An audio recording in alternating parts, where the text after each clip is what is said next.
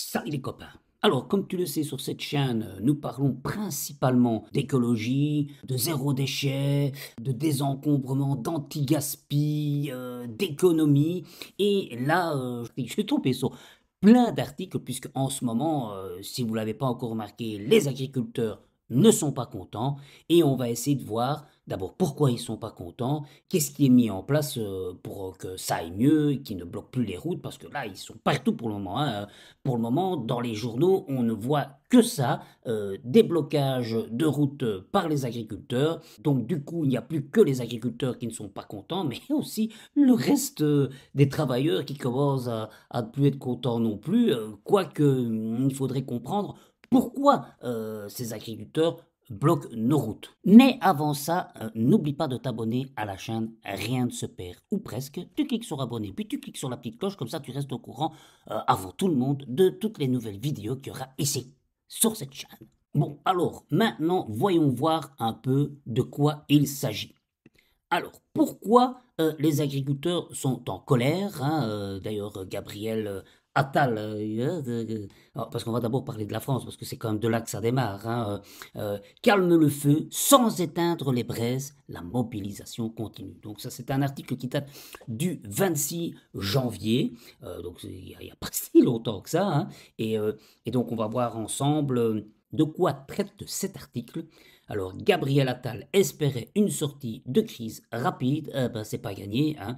Le bilan est mitigé. Si le Premier ministre a cédé aux demandes les plus pressantes, aucun changement de fond à long terme n'a été annoncé. Ça démarre mal, hein. Quelques barrages ont été levés, mais le FNSEA et la Confédération paysanne ont appelé à poursuivre le mouvement. Alors, le FNSEA, moi, je ne sais pas ce que c'est parce qu'il y a tellement d'abréviations. J'ai vu ça quelque part ici dans une vidéo. Ça doit être ici quelque part. Voilà, ça, voilà.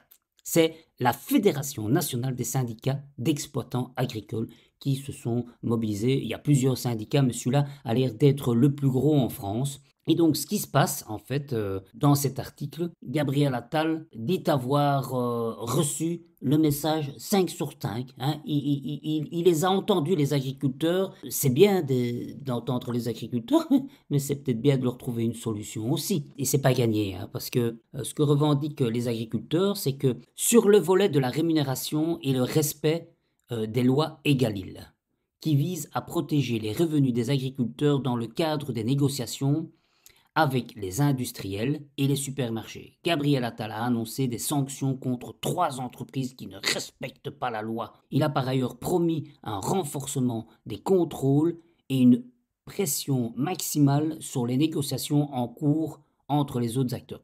Et en fait, ici, on va restreindre les sociétés qui ne respectent pas, mais c'est bien. Mais en attendant, la loi Egaline, elle reste comme elle est. Et qu'est-ce qu'elle dit, cette loi Egalim? C'est là, en fait, où est tout le nœud du problème. Parce que moi, je ne savais pas ce que c'était.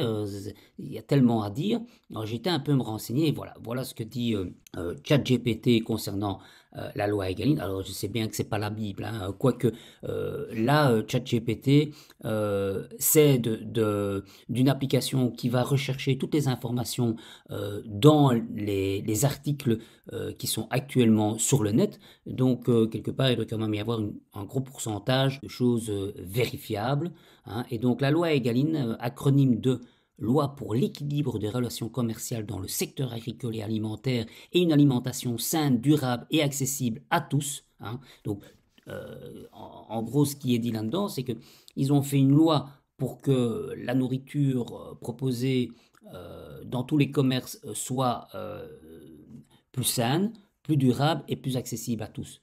Mais en France, parce que ça c'est une loi française. Donc, est-ce que cette loi et ces normes sont les mêmes partout, je veux dire, dans le monde, hein, parce que là c'est pour la France, mais on sait qu'il y a des produits quand même qui sont importés en France, mais qu'on a aussi en France, dans certains magasins, est-ce qu'ils sont soumis aux mêmes lois? Alors ces lois sont un renforcement de la négociation des prix entre producteurs et distributeurs français, hein, donc jusque-là, si c'est entre français, ça va bien, et si ça vient de l'extérieur, qu'est-ce qui se passe, hein? encadrement des promotions, donc ça c'est toujours par rapport aux produits qui sont vendus, montée en gamme de l'offre alimentaire, bon bah alors ça c'est comment je dirais, le libre commerce et de la concurrence entre les différents protagonistes dans ce secteur-là, mais ça reste toujours, on va dire, français entre français, hein, puisque c'est une loi française. Hein. Mais encore une fois, qu'est-ce qu'il en est des produits, des produits importés des autres, enfin, je veux dire, des produits importés des autres pays? On ne sait pas. Introduction de repas végétariens dans les cantines scolaires. Ouais, hein. Lutte contre le gaspillage alimentaire, c'est très bien aussi. Interdiction de certains plastiques à usage unique. Démarche globale de transformation du système alimentaire français. Alors, en soi, c'est pas mal comme idée hein, de vouloir essayer de rendre ça un peu plus, entre guillemets, écologique. Mais si ça ne concerne que la France, ils vont jamais s'en sortir hein, face à d'autres blockbusters comme les Américains ou les Chinois ou que sais-je moi. Alors, est-ce qu'ils importent des produits en France? J'ai pas approfondi la question, mais je suppose qu'il y a des tas de pays limitrophes qui partagent des trucs avec la France et qui sont pas forcément soumis par cette loi. Puisque, hein, la question que j'ai posée, qu'en est-il des pays qui importent en France? Sont-ils aussi soumis à la loi Egalim? Alors, les producteurs et fournisseurs étrangers ne sont pas directement soumis aux mêmes exigences que les producteurs, que les productions imposées aux producteurs français. Donc, ben voilà, là, ça veut déjà tout dire. Hein. Donc, forcément, si la loi n'est pas la même pour tout le monde, elle est forcément plus onéreuse pour les Français que pour les autres, puisque eux, que ce soit dans la production agricole ou toute autre chose, le consommateur, il va essayer de trouver le produit le moins cher, donc les producteurs vont essayer de fournir ce produit moins cher. Hein. Mais si les producteurs français, ça leur coûte plus que les producteurs étrangers, ben forcément ils vont vendre moins, donc forcément le consommateur va acheter plus aux produits importés de l'étranger. Donc il faut qu'il y ait une certaine quand même cohérence entre ce qui est fait en France et les produits importés, une fois qu'ils sont sur le sol français, ben, ils devraient être soumis aux mêmes exigences du produit exploité. Moi, la question suivante que je me suis posée, c'est quelles sont les différences entre les pays étrangers et la France concernant les exigences de production que celles qui sont imposées aux producteurs français, comme les normes environnementales ou les pratiques agricoles spécifiques. Et là, en fait, on voit que les normes environnementales, je vais y arriver, hein, ne sont pas forcément les mêmes, puisque les normes dans les autres pays peuvent être moins strictes dans certains pays hors Union européenne, avec des règlements d'environnementabilité variés, et parfois même rigoureuses concernant la pollution, la conservation des ressources naturelles et la protection des écosystèmes. Ou par exemple encore concernant les pesticides et engrais chimiques. Dans les autres pays, les restrictions ne sont pas les mêmes sur les pesticides, puisque chez nous, on a tendance à bannir certains pesticides qui ne sont pas bannis dans d'autres pays. Donc forcément, ces pesticides et les engrais peuvent être moins sévères, permettant l'utilisation de substances interdites en Europe, et cela peut conduire à des résidus de pesticides plus élevés dans les produits agricoles de l'étranger. Hein, le bien-être animal qui n'est pas forcément respecté de la même manière qu'en France dans d'autres pays. S'il y a des importations étrangères, ce n'est pas la même mise en place, donc des coûts moins grands, donc forcément ça se répercute sur le coût de la consommation, et donc forcément les agriculteurs français sont quelque part pénalisés par rapport aux pays étrangers. Donc, pratiques agricoles, hein, les certificats et labels, voilà, sont toutes des choses qui sont différentes. Et je peux comprendre que les agriculteurs ne soient pas contents. Ensuite, il y a aussi, je pense, une réflexion contre les produits pétroliers, hein, où effectivement, comme ils emploient des tracteurs encore qui fonctionnent à l'essence et qui ne sont pas forcément électriques, parce que bon, l'électrique, ça coûte quand même vachement plus cher que les moteurs à explosion. Et Dieu sait ce que déjà un tracteur, ça coûte vachement cher par rapport à une voiture. Donc imagine si ce sont des tracteurs électriques, ça doit être des prix de fou.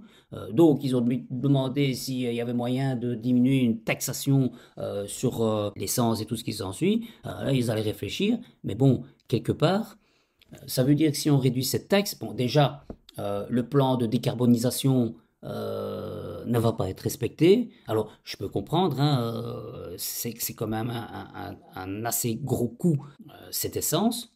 Mais bon, si en plus l'essence est plus taxée chez nous que dans d'autres pays, encore une fois, forcément, c'est toujours une question d'argent hein, quand on réfléchit à tout ça. Hein. Pas de changement structurel à long terme, hein, ben voilà. Et ce malaise qui s'était exprimé à coups de panneaux retournés de signalisation fin décembre pour dénoncer une agriculture qui marche sur la tête, ben, ouais, hein, n'est pas dissipé. Ce qui manque, ben, le long terme. Si Gabriel Attal a tenté d'exposer sa vision insistant sur l'indépendance agricole et la souveraineté, il n'a pas tranché que sur des mesurettes. Il a ainsi annoncé que le président de la République porterait la demande de dérogation sur la conditionnalité de la PAC imposant sur terme arabe 4% d'infrastructures écologiques. Donc c'est pas encore gagné. Ici nous avons encore un autre article. Parti démocratique ont pris trop longtemps à ignorer les problèmes des agriculteurs. C'est vrai que ces problèmes ne datent pas d'hier. Hein. Le taux de suicide chez les agriculteurs est en hausse permanente. D'ailleurs, je ne comprends pas qu'il y ait encore des gens qui veulent faire de l'agriculture quand on voit que c'est un secteur qui a vraiment du mal, où les salaires sont dérisoires pour le travail fourni. Il faudrait quand même trouver un espèce d'équilibre pour que ces gens puissent vivre aussi quelque part décemment. Et on se rend compte que c'est pas toujours le cas. Et de toute façon, il faut bien vous dire que si on retire certaines taxations pour les agriculteurs, ben pourquoi on ne réduirait pas la taxe sur le gasoil pour le reste des personnes? Il n'y a pas de raison que les uns soient privilégiés par rapport à d'autres. Et ça veut dire que si cette taxe est réduite pour les agriculteurs, ben, le gouvernement, il a une perte hein, financière, il doit bien la récupérer quelque part. Et où il va aller la récupérer? Ben, chez les autres consommateurs. Donc, forcément, ça va diminuer chez eux, mais ça va augmenter chez nous. Alors, est-ce que nous, on va être contents? Ben non, hein, parce que nous aussi, on a envie de moins payer. Donc, il faudrait que cette taxe soit complètement abandonnée, mais au détriment de quoi? Hein, parce que c'est toujours le problème. Hein, ce qu'on vous donne d'un côté, on vous le retire de l'autre. Donc, il faut voir ce qui est le mieux. Alors, il faudra voir pour la communauté ce qui va être mis en place. Donc, on va être les dindons de la farce aussi, quelque part. Hein, faut le savoir, ça. Hein. Moi, je pense que déjà, la première chose qu'il faudrait mettre en place, c'est que si on veut une agriculture durable, plus saine, et tout ce qui s'ensuit, ben, il faudrait d'abord privilégier les produits du pays, local. Hein. Mais il faudrait, alors je sais pas, alors c'est peut-être compliqué de vérifier à la base le produit agricole qui rentre dans le pays en espèce de produit presque fini, mais faire une taxe alors pour les pays étrangers. Alors maintenant, peut-être qu'ils n'importeront plus chez nous. Il faudrait quand même trouver une solution par rapport à ça. Et le problème, c'est la solution pour les agriculteurs. Je ne sais pas combien de temps ça va durer, parce que là maintenant, ils sont jusqu'à Paris, jusqu'à Bruxelles, maintenant, parce qu'effectivement, comme ça s'est produit en France, ben forcément, ça découle chez nous, qui est un des pays limitrophes. Et donc, les agriculteurs ne sont pas contents non plus.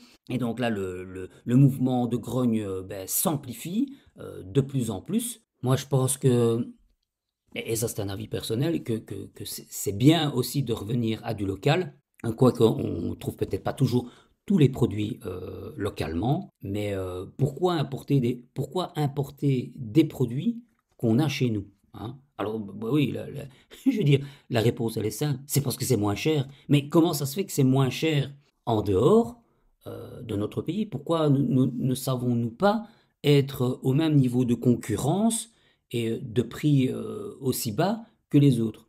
Alors, il faudrait peut-être essayer de trouver comment ça se fait qu'ils savent faire moins cher ailleurs. Hein. Alors, probablement que c'est le nœud du problème actuellement, c'est qu'ils savent payer, enfin, avoir des produits moins chers à nous donner, ben parce qu'ils ne doivent pas respecter autant de règles. Probablement. Et donc, c'est certainement pour ça que nos produits sont plus chers. Enfin, je laisse le débat ouvert. N'hésitez pas à donner votre avis en commentaire. Et puis, si vous voulez d'autres décortiquages d'articles, ben, ça se passe hop, ici. Hein, hein. Et si cette rubrique vous plaît, n'hésitez pas à me le dire aussi. On essaiera de trouver d'autres sujets intéressants. D'ici là, je vous souhaite une bonne semaine et je vous dis salut les copains.